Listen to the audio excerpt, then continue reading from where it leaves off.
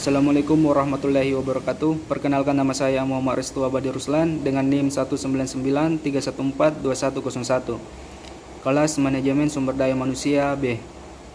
Di sini saya akan menjelaskan tentang dampak invasi Rusia ke Ukraina pada bidang ekonomi. Sebelum saya menjelaskan tentang dampak invasi Rusia ke Ukraina pada bidang ekonomi, saya akan menjelaskan beberapa topik-topik terlebih dahulu. Baiklah, dalam upaya bersama menangani pandemi COVID-19 yang telah berlangsung selama 2 tahun lebih, dunia kini juga menghadapi tragedi kemanusiaan di Eropa, yaitu Rusia menginvasi Ukraina pada tanggal 24 Februari 2022. Suatu tragedi kemanusiaan yang tentu memiliki dampak dari sisi ekonomi dan geopolitik. Indonesia yang memiliki sebuah peran yang cukup signifikan di panggung global tahun ini melalui presidensi G20. Salah satu yang utama adalah membantu menciptakan stabilitas perekonomian dunia. Sedangkan di dalam negeri, kita tetap perlu siaga dengan perkembangan dinamika global. Menjaga stabilitas dan optimisme perlu dilakukan untuk mengurangi tekanan dan kepanikan pasar.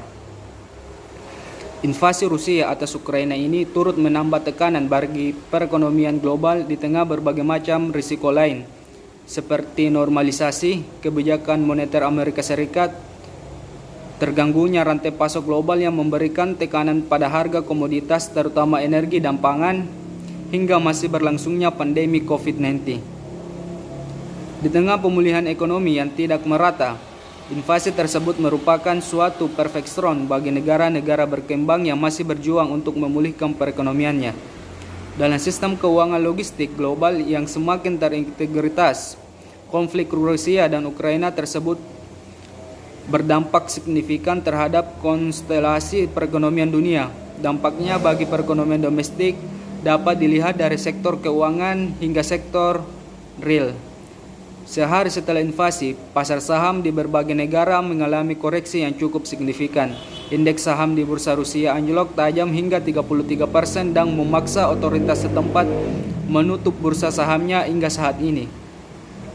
Sementara itu, nilai tukar rupiah cukup terjaga meskipun terdepresiasi. Imbal hasil SBN pun masih terjaga pada level 6,5 sampai 6,6%. Depresiasi mata uang Rusia maupun Ukraina tidak berdampak langsung terhadap rupiah.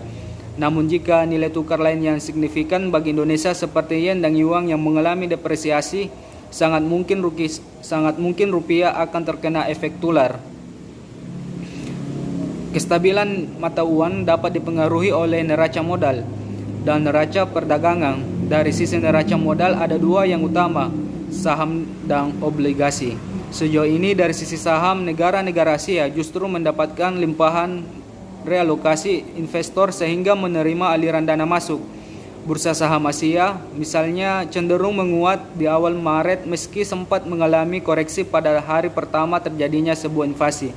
Secara umum, IHSG memiliki kinerja yang relatif kompetitif dengan kenaikan 5,3% sejak awal tahun hingga 4 Maret lalu. Kenaikan lebih tinggi dari bursa saham Malaysia yang naik 2,3%, bursa Thailand 1,2%,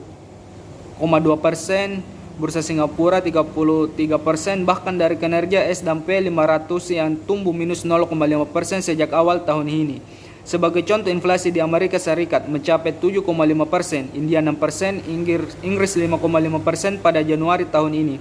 Peningkatan harga-harga akibat konflik ini memperburuk kondisi inflasi global.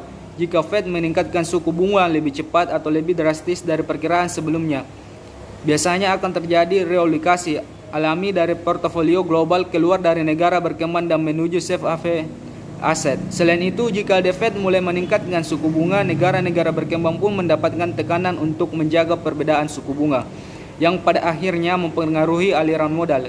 Kemungkinan kedua, jika perekonomian dunia terpukul oleh konflik Rusia dan Ukraina sehingga mengubah trajektori pemulihan dan ekonomi Amerika Serikat juga ikut terpengaruh, maka The Fed dapat menunda normalisasi. Kita lihat sejauh ini konflik Rusia dan Ukraina justru membuat imbal hasil 10 tahun mencapai 1,71% awal Maret karena permintaan terhadap safe haven aset justru naik dalam kondisi tidak pasti. Dari sisi domestik, permintaan obligasi dari sisi retail masih tetap kuat, namun dari sisi perbankan akan mulai terjadi relokasi perbankan yang selama ini menahan penyaluran kredit di masa pandemi dan banyak mengalokasikan dananya untuk obligasi, akan mulai menyalurkan kredit seiring pemulihan ekonomi. Keseimbangan antar permintaan dan penawaran obligasi perlu dijaga untuk menjaga stabilitas imbal hasil obligasi sehingga tidak meningkatkan cost of fund. Di saat yang bersamaan dengan pulihnya ekonomi dan penerimaan negara, maka kebutuhan pembiayaan juga akan berkurang. Sehingga dari sisi ekonomi real, adanya konflik bersenjata tersebut berdampak pada meningkatnya harga-harga komoditas energi sebagai net import minyak.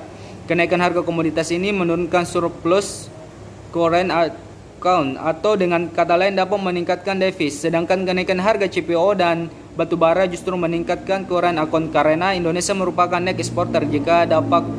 Jika dampak aliran modal baik masuk maupun keluar di sisi neraca modal dan neraca perdagangan cukup berimbang, nilai mata uang akan cenderung stabil, bahkan sangat mungkin kenaikan harga komoditas memiliki dampak yang net positif terhadap current account Indonesia secara keseluruhan. Selain berdampak pada current account, harga minyak mentah Indonesia, ICP dan komoditas lain memiliki korelasi positif sehingga belanja negara akan berpengaruh langsung terhadap perhitungan belanja, khususnya subsidi energi. Berdasarkan analisis sensitivitas perubahan asumsi dasar ekonomi makro di APBN 2022, setiap kenaikan ICP sebesar $1 maka berdampak pada kenaikan belanja negara sebesar 2,6 triliun.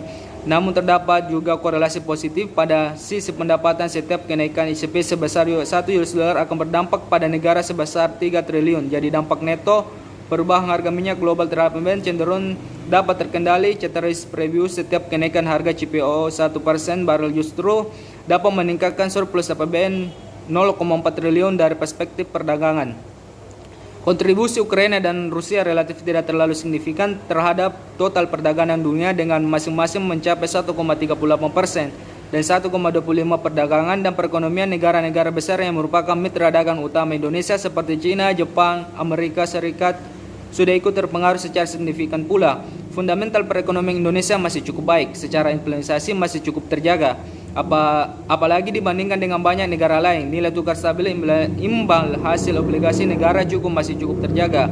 Kinerja produksi sektor manufaktur Indonesia yang tercermin lewat PMI manufaktur Februari 2022 juga tercatat mencapai 51,2, yang mencapai ini konsisten berada pada zona ekspansi dalam 6 bulan terakhir.